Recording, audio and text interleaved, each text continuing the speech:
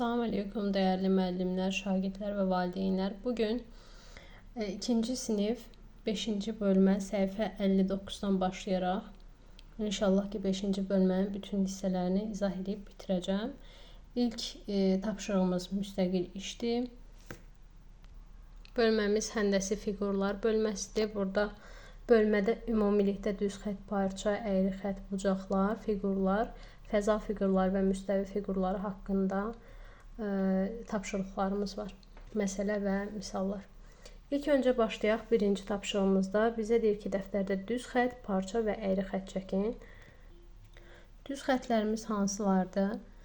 Deməli, istənilən çəpinə, üfüqi və ya şaquli çəkilən xəttlərin hər biri düz xəttdir.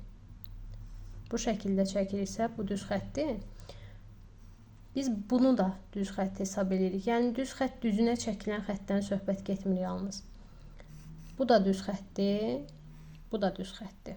Bunların hər biri düz xəttlərdir. Parçanın isə başlanğıc nöqtəsi və son nöqtəsi olur. Parçalar da çəpinə, üfüqi, şaquli vəziyyətdə ola bilər. Bu bizim tamamilə hansı fiquru çəkmək istəməyimizdən asılıdır. Düz xəttlərin sonsuza qədər uzana bilər, amma parçaların həm başlanğıc nöqtəsi, həm də bitiş nöqtəsi var. Əyri xəttlər isə istənilən xəttlər ola bilər. Məsələn, əyri xətt, məsələn, əyri xətt, məsələn, əyri xətt. Bunların hər biri əyri xəttdir.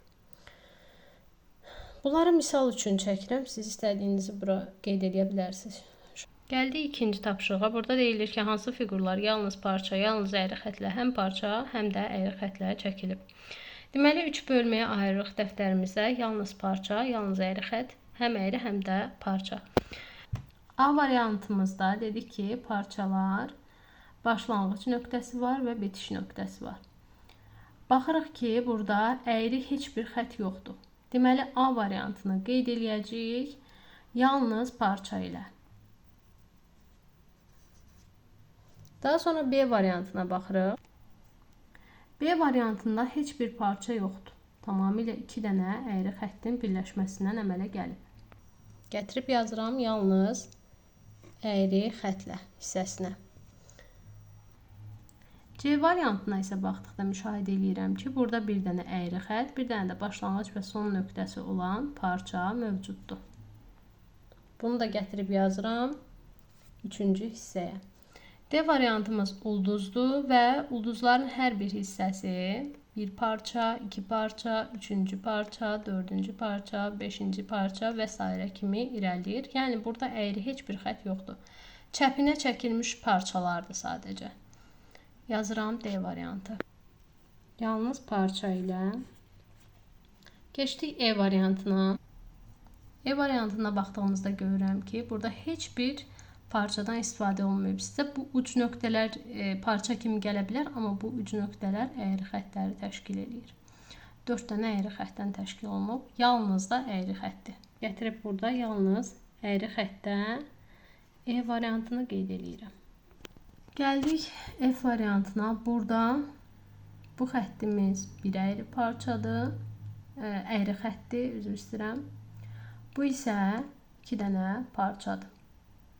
Deməli, F variantı həm əyri xəttdən, həm də parçadan ibarətdir.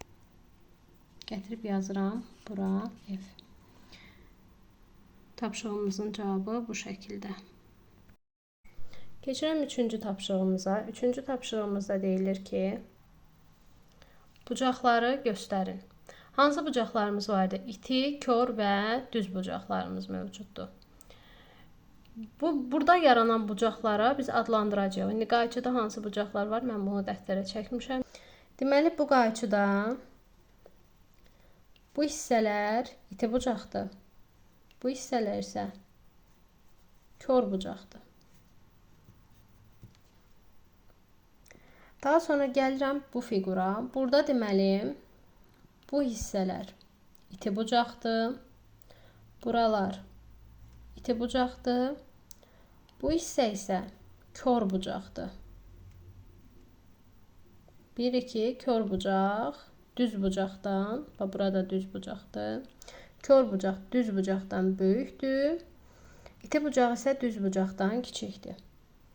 Buradakı bucaqların hər biri düz bucaqdır. Gəldik qarpıza. Qarpızda bircə dənə bucaq var. Bilirsiniz ki, əyri xətlə düz xəttin birləşməsi bucaq əmələ gətirmir. Bu da yalnız iti bucaqdır.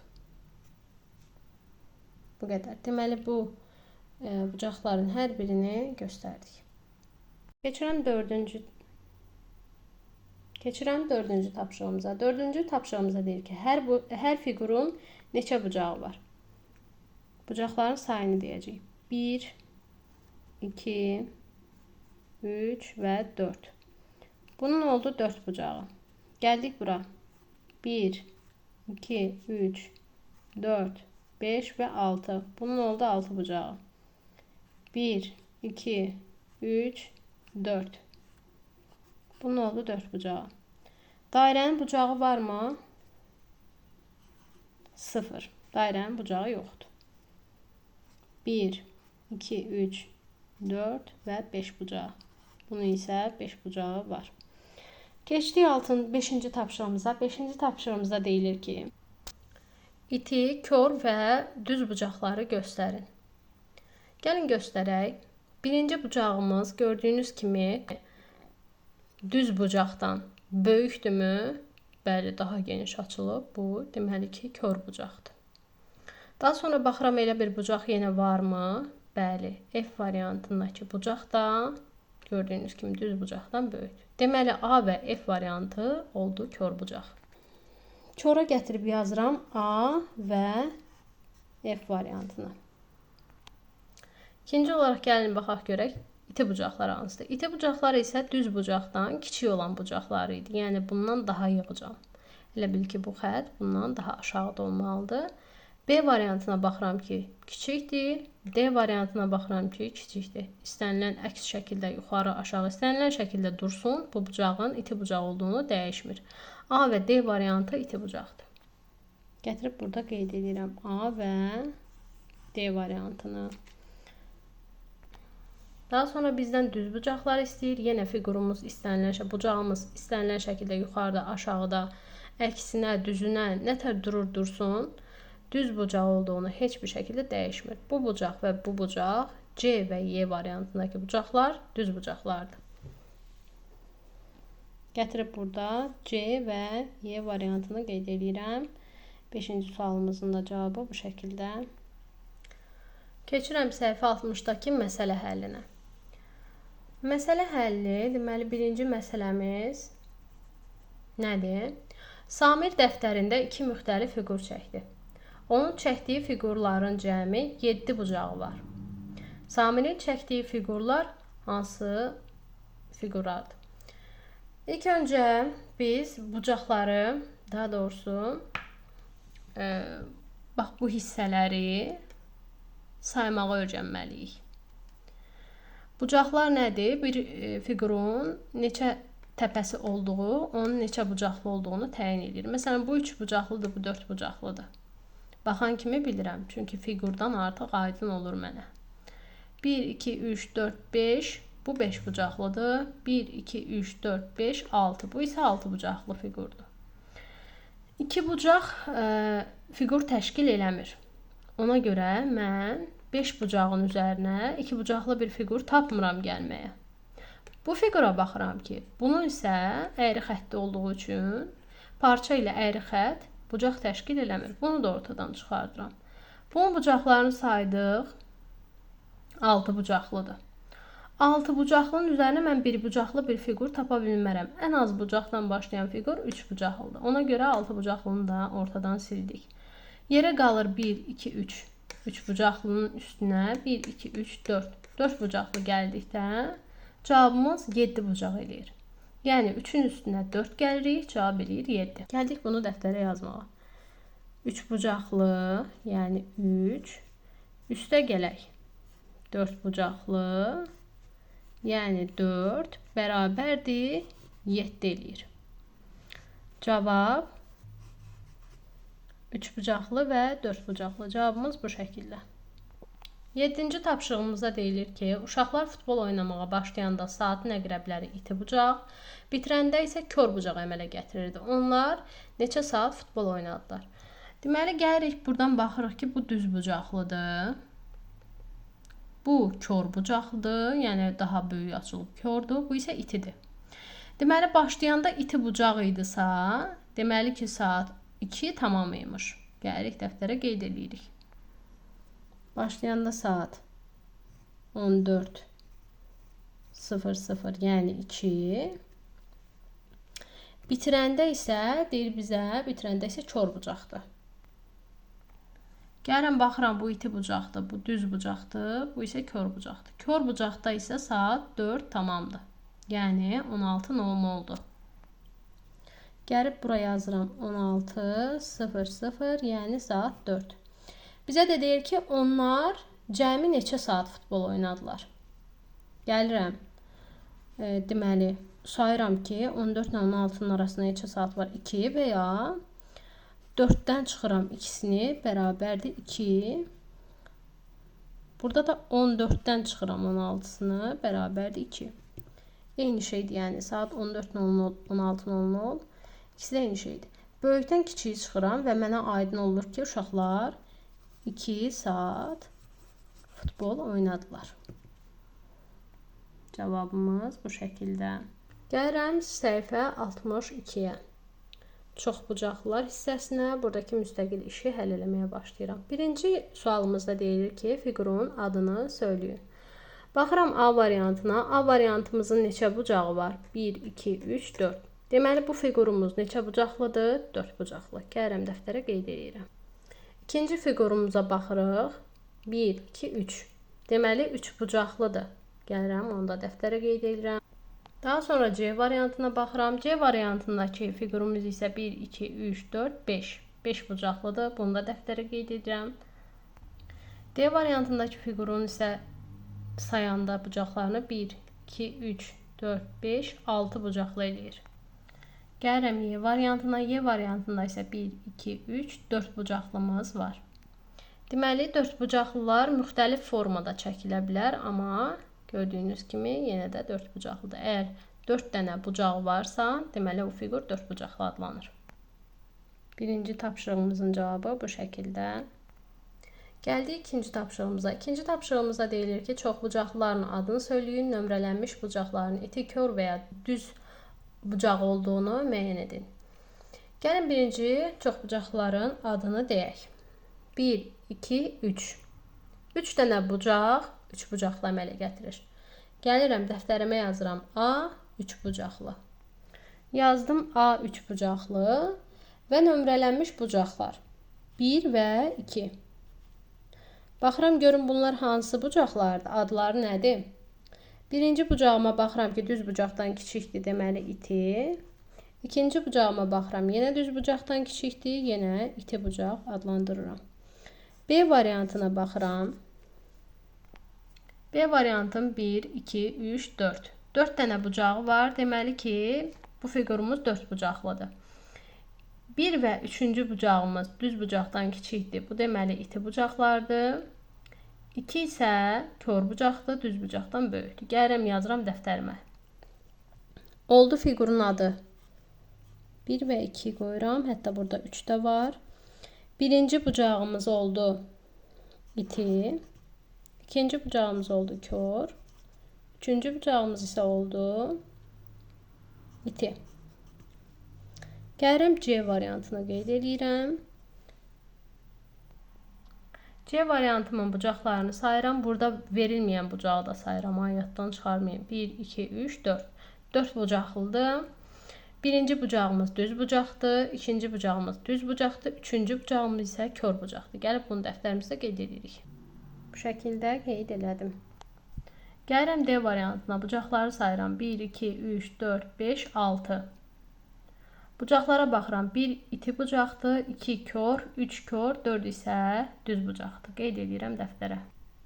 İkinci tapşırıqda sualımızın cavabı bu şəkildə. Gəldik üçüncü tapşırığımıza. Burada deyir şəkildə kvadrat, romb, düzbucaqlı və paraleloqramı göstərin. Gəlin ilk öncə bu fiqurları tanıyaq. Kvadrat hər tərəfi bərabər olan düzbucaqlıdır. Düzbucaqlı isə yalnız qarşı tərəfləri, yəni bu tərəflə bu tərəf bərabərdir, bu tərəflə də bu tərəf bərabərdir. Rombun bütün tərəfləri gördüyünüz kimi bir-birinə bərabərdir. Yəni eyni santimetrdir. Burada 3-dür, burada 3-dür, burada. Amma paralelogramda isə yalnız düzbucaqlıdakı kimi qarşı tərəflər bərabərdir. Məsələn, bura 3 santimetrdir, bura ilə bura isə 5 santimetrdir hər ikisi. İndi nə eləyirik? Bizə deyirik ki, şəkildə kvadrat, romb, düzbucaqlı və paralelogramı göstərin. Gəlin göstərək. Deməli, bu nədir? Kvadratdır. Bu dedik ki, qarşı tərəfləri, yalnız qarşı tərəfləri bərabər olan, amma əyri olan paralelogramdır. Televizora baxırıq, qarşı tərəfləri bir-birinə bərabərdir və düz durub. Deməli, bu düzbucaqlıdır. Televizorun altındakı bu siyirmələr də düzbucaqlıdır. Bu hissəyə baxıram, bax bu mavi hissə, mavi hissəmiz düzbucaqlıdır. Amma kənarlarındakı isə kvadratdır. Şkaflarımız, şkafın gözləri, bunlar hər biri kvadratdır. Qapının formasına baxıram, qapının forması düzbucaqlıdır. Və qapının üstündəki naxışlara baxıram ki, bunlar isə romb formasındadır. Yəni, qarşı tərəflərin, bütün tərəfləri bir-birinə bərabərdir. Yerdəki xalça düzbucaqlıdır. Divanın bu aşağı hissəsi düzbucaqlıdır. Şəklin ramkaları düzbucaqlıdır. Yəqin ki, 3-cü tapşırıq aydın oldu. Davam edirəm 4-cü tapşırıqla. Deyir ki, çoxbucaqlılar, yəni bunlar, hər biri çoxbucaqlı adlanır. Qara rəngdə olan parçalarla hansı fiqurlara ayrılıb? Deməli, A fiquruna baxıram. A fiqurunun aşağı hissəsindən bir dənə parça çəkilib. Və 1, 2, 3, bir dənə üçbucaqlı, 1, 2, 3. Deməli, 2 dənə üçbucaqlıya ayrılıb. B-yə baxıram. B-də olan fiqur rombdur. Rombun ortasından bir dənə xətt çəkiblər çəpəki. 1, 2, 3, 1, 2, 3. 2 dənə üçbucaqlıya ayrılıb yenə. C variantındakı dördbucaqlı kənarından bir dənə xətt çəkilərək çəpəki çəkilib yenə. 1, 2, 3, bir dənə üçbucaqlı, 1, 2, 3, 4. Bir dənə də dördbucaqlıya ayrılıb. Və bu fiqurumuz isə paralelogram figurudur. Yəni, buradan belə çəkilən, alınan dördbucaqlı paralelogramdır. D variantındakı beşbucaqlı isə 2 dənə parça çəkilərək 1, 2, 3. Bir üçbucaqlı, 1, 2, 3. Bir dənə üçbucaqlı, 1, 2 və 3. Üçüncü üçbucaqlımız da bu. 3 dənə üçbucaqlıya ayrılıb. Cavabımız isə bu şəkildə. Gəldik 5-ci tapşırığımıza. 5-ci tapşırıqda deyir ki, şəkildə tanaqrama aid olmayan fiqurları tapın. Tanaqramda dairə yaranmır. Dairəni buradan çıxardırıq. Nə üçün? Çünki tanaqram paralelogramdan, üçbucaqdan, kvadratdan və rombdan ibarət olur. Eyni zamanda tanaqram sadəcə 7 dənə fiqurdan istifadə olunur. Burada sayıram 1, 2, 3, 4, 5, 6, 7. Bu isə 8-cidir. 8-cidə dairə olmaz. Dairəni çıxardırıq. Daha sonra gəlirəm B variantında. B variantında ev şəkli istifadə olunub. Əgər buradakı üçbucağın içində bu kvadrat olmasaydı, burada heç bir səhvlik olmazdı. Amma tanaqramda bütöv fiqurlardan istifadə olunur. Heç bir fiqur gəlib onun ortasına durub onu kəsmir. Buna görə bura düzbucaqlı aid olmaz. Düzbucaqlını buradan çıxardırıq. Burada sadəcə üçbucaqlı olmalıydı mavi rəngdə. Bütövlüyü pozulduğu üçün kvadratı çıxardırıq. 5-ci tapşırığın cavabı bu şəkildə. Gəlirəm məsələ həllərinə. 6-cı tapşırığımıza deyir, bir xətt çəkməklə şəkildəki dördbucaqlıdan kvadrat, düzbucaqlı və paralelogram alırıq. Şəkildəki dördbucaqlı budur. Deməli, kvadrat necə idi? Bütün tərəfləri bir-birinə bərabər olmalıdır. Bütün tərəfləri bir-birinə bərabər eləmək üçün elə yerdən çəkməliyik ki, ölçəndə bütün tərəflər bərabər olsun. Bax, burada yaranan fiqur gördüyünüz kimi alındı kvadrat. Düzbucaqlı dedikdə isə yalnız qarşı tərəfləri bərabər olan nəzərdə tutulur. elə xətt çəkdim ki, bax bu hissə düzbucaqlı olaraq qaldı. Və paralleloqram. Paralleloqram özü də düzbucaqlı idi. Amma elə düzbucaqlı idi ki, onu yalnız qarşı tərəfləri bərabər idi. Mən götürürəm bu xətti buradan çəkirəm və burada yaranan fiqur olur paralleloqram. Bunların hər birini dəftərinizdə sizə bu şəkildə çəkə bilərsiniz. 7-ci tapşırıqda deyir ki, Samir tanaqqramdan raket və pişik fiqurları düzəltmək istədi. O fiqurları tamamlamaq üçün tanaqqramın qalan hissələrini hara qoya bilər? Qalan hissələr bunlardır. Gəldim 7-ci tapşırığa, burada pişik düzəldəcəyik. Pişiyin baş raket düzəldəcəyik. Raketin baş hissəsinə gətiririk üçbucağı qoyuruq. Baxın, burada 2 dənə üçbucaqdan bir dənə paralleloqram yaranır. Deməli, paralleloqramı gətirib ucunu bu hissədən qoysaq və bu hissədən aşağı paralleloqram çəksək, deməli, bizim raketimiz yalanacaq. Yəni, gətirib bura üçbucağı qoyacaq. Digər hissəsi paralleloqramı. Gəldik pişiyə. Bu biraz çətin kimi görsənsə də, pişiyin baş hissəsinə gətirib bunu qoyuruq. Necə? Buradan bax 2 dənə bu şəkildə qulaq yaranır pişiyi bura qoyanda. Daha sonra paralleloqramı isə gətirib bu hissədən yerləşdirəcəyik. Bax bu hissədən. Bura isə olacaq pişiyin quyruğu. Cavabımız alınır. Bu şəkildə dəftərinizdə çəkə bilərsiniz. Gəlirəm səhifə 64-də til, üz və təpə 16-cı hissəyə. Birinci tapşırığımızda deyilir ki, keçin birinci tapşırığa bircə dəqiqə.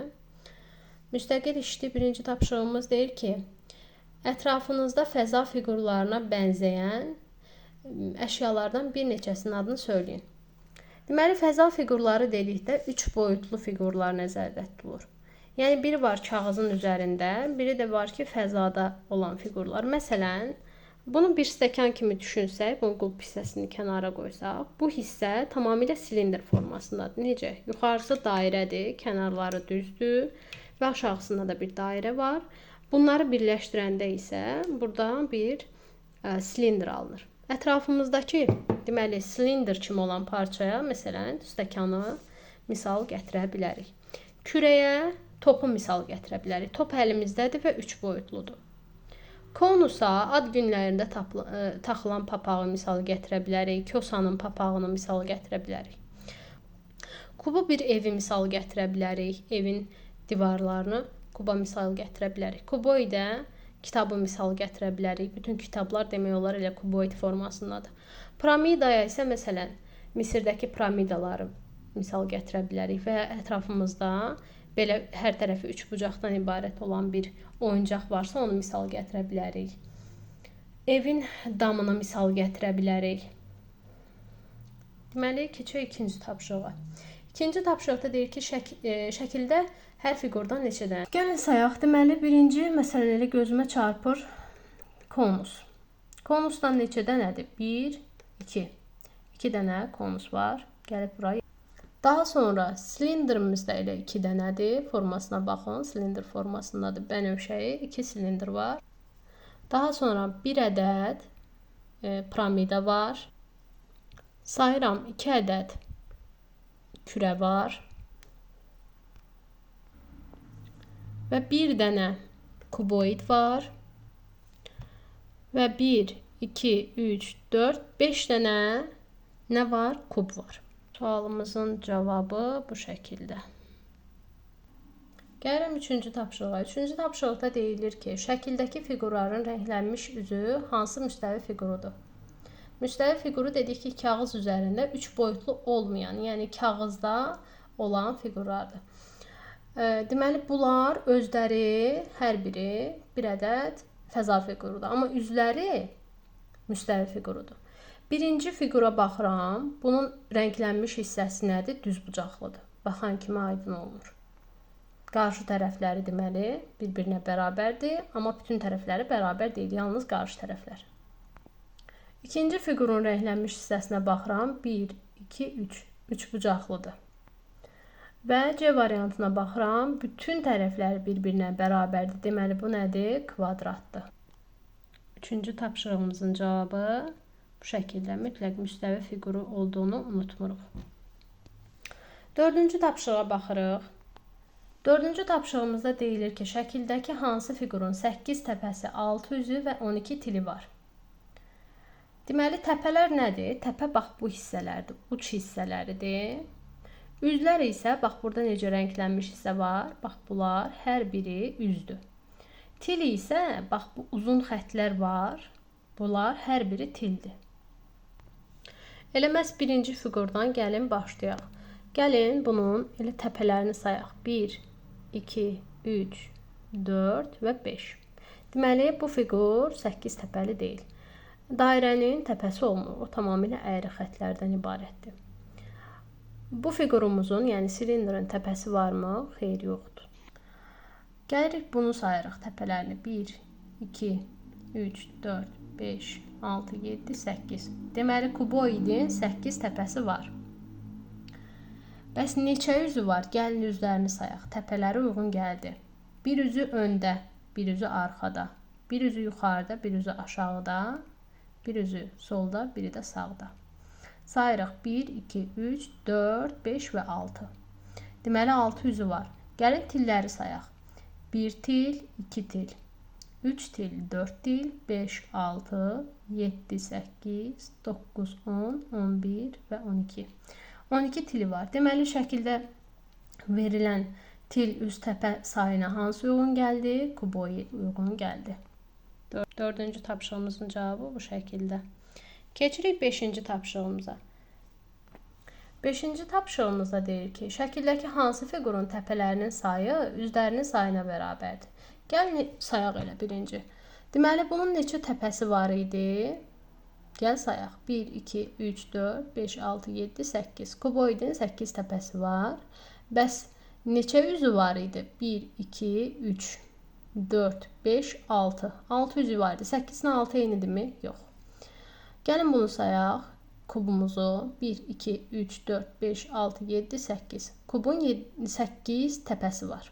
Üzlərini saysaq görərik ki, 1, 2, 3, 4, 5, 6. 6 dənə üzü var. Bu da uyğun gəlmədi. Gəlin piramidanı sayaq. 1, 2, 3, 4, 5. Piramidanın 5 təpəsi var. Bir üzü öndə, ikinci üzü arxada. Üçüncü üzü sağda, dördüncü üzü solda və aşağıda da 5-ci üzü. Deməli, 5 təpəsi, 5 üzü var. Cavabımız piramidadır. 5-ci tapşırığımızın cavabı piramida. Gəldik 6-cı tapşırığımıza. Deyir ki, suallara cavab verin. Kubun tillərinin sayı piramidanın tillərinin sayından nə qədər çoxdur? Gəlin kubun da tillərini sayaq, piramidanın da tillərini sayaq. Kubun tillərini biz öncədən elə saydıq. Kubun 8 tili var. Kub budur. Kubun 8 tili var. Gətirib yazıram. A'ya 8. Piramidanın tillərini də bayaq saydıq. 5 dənə tili var. Çıxaq 5. 8 çıxaq 5 bərabərdir 3. Birinci sualımızın cavabı kubun tillərinin sayı piramidanın tillərinin sayından 3 ədəd çoxdur. B variantına. Yazılıb ki, konus və piramidanın cəmi neçə təpəsi var? Konusun bircə dənə təpəsi var, çünki aşağı əyri xətdir. Əyri xətlər təpə yaratmır. Bircə dənə təpəsi var və konusun bir də piramidanı demişdik. Piramidanın da bildiyimiz kimi elə 5 dənə təpəsi var. Gəlib yazırıq. 1 üstə gələk. 5 bərabərdir 6. Cəmi 6 təpəsi var. C variantına baxıram. Deyir, kub, kuboid və piramidanın cəmi neçə üzü var? Kub, kuboid və piramidanın cəmi neçə üzü var? Üzləri əvvəlki tapşırıqdan da saymışıq. Yenə sayaq. Bir üz öndə, ikinci üz arxada. Üçüncü üz sağda, dördüncü üz solda, beşinci üz yuxarıda, altıncı üz aşağıda. Yazıram 6. Üstə gələk. Kuboidi saydıq. Kubu da sayaq. 1, 2, 3, 4, 5, 6. 6 üzdə kuboiddə. Və piramidanın üzlərini sayıram. 1, 2, 3, 4, 5. 5 dənə də piramidadadır. Bu şəkildə yazdıq. İndi hesablayaq. 6-nın üstünə 6 gələndə 12, 12-nin üstünə 5 gələndə 17. Cəmi 17 üz edir. Gəlirəm məsələ hissəsinə. 7-ci tapşırıq. 7-ci tapşırıqda bizə deyir ki, Elxanın 3 fəza fiquru var. Piramida, konus və silindr. Birinci tapşırıqda bizdən nə soruşur? Deyir, bacısı ondan təpəsi olmayan fiqurun adını soruşdu. Bu fiqur hansıdır? Gəlin çəkək görək hansının təpəsi var. İlk çəkirəm buradan piramidanı. Piramidanın təpəsi varmı? Bəli, 1, 2, 3, 4 və 5. Daha sonra gəlirəm konusa. Silindrin təpəsi yoxdur. Gəlirəm konusa. Konus dedikdə kösə papağıdır. Konusun bir dənə, bax bu hissədə aşağı əyri xəttdir, yuxarı düz xəttlərin birləşməsidir. Bir dənə bu hissədə konusun nəyi var? Təpəsi var. Bir təpəsi olan fiquru soruşduğu üçün gətirib buraya yazıram. Konus. Daha sonra bizə deyir ki, Elxan 5 təpəsi olan fiquru bacısına verdi. O bacısına hansı fiquru verdi? 5 dənə təpəsi olan, dedik bunun təpəsi yoxdur, bunun da bir təpəsi var. Qalır yerə piramida. Buraya yazırıq. Piramida. Cavabımız bu şəkildə. Keçdik 8-ci məsələyə. 8-ci məsələdə bizə deyir ki, Səbinə piramidanı kuboidin üstünə şəkildəki kimi qoyur. Deməli, piramidanı gətirib qoyub kuboidin üstünə. Alınan yeni fiqurun neçə üzü, neçə təpəsi və neçə tili oldu? Gəlin sayaq. Üstünə qoyulanda bu üzlər bir-birinə birləşdiyi üçün bax bu sadəcə bir üz sayılır. Gəlib üzü sayırıq. Birinci üz sağda, ikinci üz solda. Üçüncü üz arxada, dördüncü üz öndə, beşinci üz aşağıda. Sayıram. Bura oldu mu? 5. Birinci üz sağda, ikinci üz solda, üçüncü üz arxada, dördüncü üz öndə, beşinci üz aşağıda. 5 üstə gələk 5. Nə qədər eləyir? Deməli, 10 dənə üzü var. Gəlib buraya yazıram. 10. Pələri sayaq. 1, 2, 3, 4, 5. 1, 2, 3, 4 də bura. 5-in üstünə 4 gələndə 9. Sayırıq tilləri. 1 xət, 2 xət, 3, 4, 5, 6, 7, 8, 9, 10, 11, 12, 13, 14, 15, 16. 16 dənə də til var. Cavabımız bu şəkildə. Keçdik 17-ci hissə qruplaşdırmaya, səhifə 67-yə. İlk tapşırığımız qruplaşdırmada səhifə 68-də birinci tapşırıqdır. Deməli, deyir ki, fiqurları uyğun qutulara yığmaq lazımdır. Hər qutuda hansı fiqur olar? Birinci deyir 600 olan fiqurlar, 8 tili olan fiqurlar, təpəsi olmayan fiqurlar. 600 olan fiqurlar hansıdır? Kuboid və kub. Kuboid və kubun 600 var. Sabahdan bunları elə 2-3 tapşırıqda saymışıq. Deməli, birinci üz öndə, ikinci üz arxada, üçüncü üz solda, dördüncü üz sağda, beşinci üz yuxarıda, altıncı üz aşağıda. Bunda da eyni şəkildədir. Yazıram kub və kuboid. Daha sonra keçirəm 8 tili olan fiqurlara. 8 dənə tili olan fiqurlar 1. Birinci til, 2. İkinci til, 3. Üçüncü til və 4. Dördüncü til. 5, 6, 7, 8, 9, 10, 11, 12. 12 dənə tili var deməli bunun. Bu getdi, bu olmaz. Oy, kompüterimi yazdım. Birinci til, ikinci til, üçüncü til, dördüncü til, beşinci til, altıncı til, yedinci til və səkkizinci til. Deməli, ikincinin cavabı piramidadır. Təpəsi olmayan fiqurlar. Təpəsi olmayan fiqurlar hansına deyirdik? Bir dairəyə deyirik ki, təpəsi yoxdur, çünki sonsuz sayda əyri xəttlərdən ibarətdir. Silindirdə düz xətti var, amma düz xətt gəlib əyri xəttlə birləşəndə təpə yaratmır. Deməli, cavabımız silindir və kürədir. Birinci tapşırığımızın cavabı bu şəkildə. Keçirəm ikinci tapşırığa. Dəftərimə bir dənə Venn diaqramı çəkirəm. İkinci tapşırıqda deyir ki, fiqurları Venn diaqramında necə yerləşdirmək olar? Düzbucaqlara gətirirəm, bu ikisini yerləşdirirəm. Bütün tərəfləri bərabər olan düzbucaqlara isə gətirirəm, kvadratı yerləşdirirəm. Çünki Kvadratın bütün tərəfləri bərabər olan düzbucaqlıdır. Bütün tərəfləri bərabər olan fiqurlara isə gətirirəm, rombları yerləşdirirəm. Rombları bura yerləşdirirəm. İkinci tapşırığımızın cavabı bu şəkildə. Deməli deyir ki, fiqurlar Venn diaqramında hansı əlamətlərə görə qruplaşdırılıb? Birinci baxıram, bunlar nədir? Renkli kvadratlardır, düzdür? Sol hissəyə yazıram, renkli kvadratlar. Orta hissə mavi kvadratlardır. Bu hissə isə, yəni sağ hissə. Sağ hissə isə mavi fiqurlardır. Üçüncü tapşırığımızın cavabı bu şəkildə eləyir. Venn diaqramının kənarları bu şəkildə yazılmalıdır. Bunlar artıq məsələ həllidir. İndi isə keçirəm səhifə 69-da ümumiləşdirici tapşırıqlara. Birinci sualımızda deyir ki, şəkildə neçə parça və neçə əyri xəttdən istifadə olunub, bucaqların növünü söyləyin.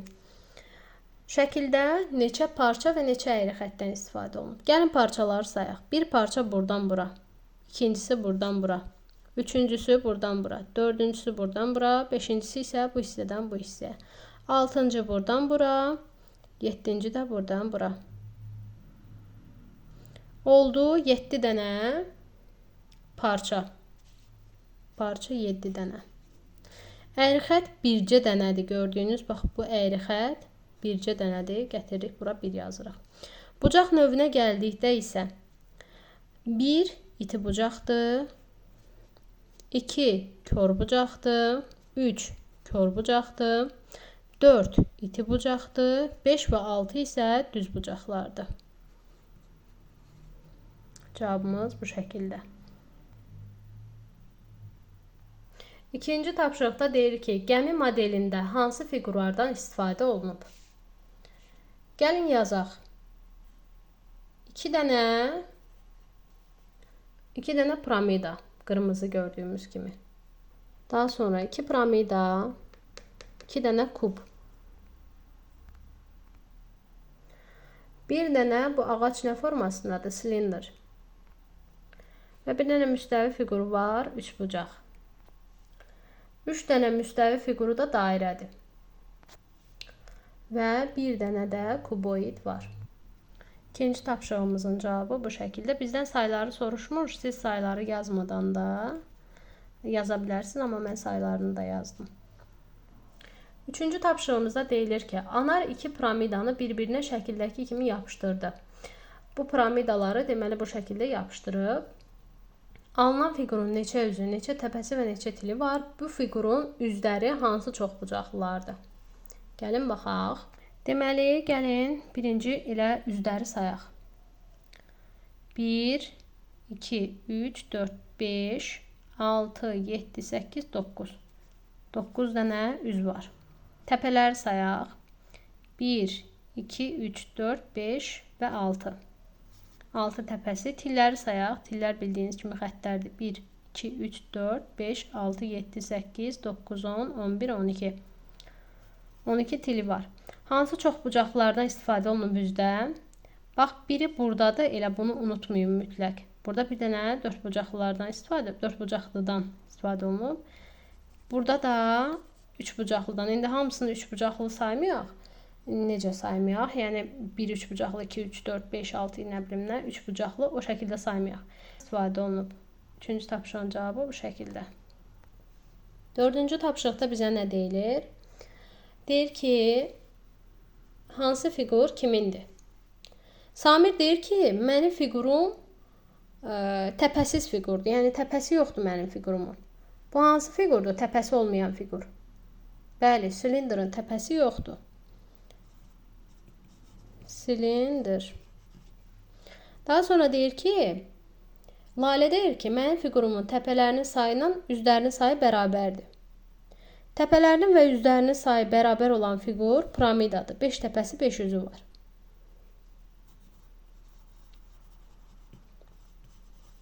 Piramida. Daha sonra deyir ki, Səbinə deyir ki, mənim figurumun tillərinin sayı üzlərinin sayının 2 qatıdır. Bu hansı fiqurdur? Tillərinin sayı üzlərinin sayına bərabər olan. Deməli, 1, 100, 200, 300, 400, 500, 600. 600 deməli var bizim kuboidimizdə 600. Neçə dənə də til var? 1, 2, 3, 4, 5, 6, 7, 8, 9, 10, 11, 12. 12 dənə də til var. 6-nı 2-yə vuranda neçə eləyir? 6 vuraq 2 bərabərdir eləyəcək 12. Deməli cavabımız kuboiddir. Lalənin piramidası, Səbinənin isə kuboidi. Keçək 5-ci tapşırığımıza. 5-ci tapşırığımızda deyir ki, fiqurları diaqramın hansı hissəsinə yerləşdirə bilərik? Fiqurlarımız nədir? Bax, fiqurlar bunlardır. Deyir ki, 3-dən çox tərəfi olan fiqurlar, 3-dən çox tərəfi və düz bucaq olan fiqurlar. Düz bucaq olan fiqurlar, yəni yalnız düz bucaq olan fiqurlar. Gəlin yerləşdirək. 3-dən çox tərəfi olan 5-ci tapşırığımız üçün 3-dən çox tərəfi olan, amma düz bucaqlı istəmir. 3-dən çox tərəfi olan fiqurlar deyir. Bu fiqurumuzun 3-dən çox tərəfi var, bunun 3-dən çox tərəfi var və bunun 3-dən çox tərəfi var. Deyir ki, 3-dən çox tərəfi və düz bucaq olan fiqurlar. Yalnız bu fiqurdur. Yalnız düz bucaq olan fiqurumuz isə 3 bucaqlıdır. Bura gəlirik, yalnız düz bucaq olan fiqurlara 3 bucağı əlavə edirik. Deməli, necə oldu? 5-ci tapşırığımızın cavabı bu şəkildə. Bununla da 5-ci bölmə sona yetir. Gələn videolarda görüşənə qədər özünüzə yaxşı baxın.